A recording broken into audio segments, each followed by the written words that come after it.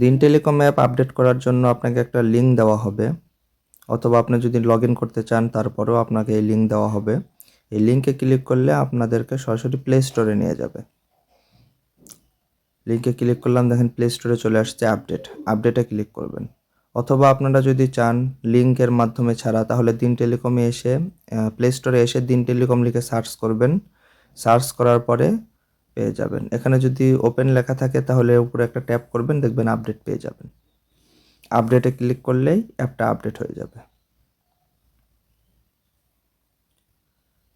Update হয়ে গেলে আমরা ফোন নাম্বার দিয়ে লগ ইন করবো। এই যে ওপেনে ক্লিক করার পরে আমাদের অ্যাপের ইন্টারফেসটা চলে আসবে, লগ ইন ইন্টারফেস। এই যে দেখেন চলে আসছে। সবার উপরে আমরা মোবাইল নাম্বার দিব এবং পাসওয়ার্ড এবং লগ ইন।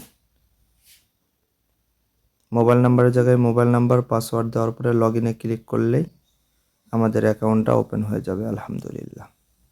যদি কোনো সমস্যা হয় নিচে ফরগেট বাটন আছে, ওখানে ক্লিক করে ফরগেট করব।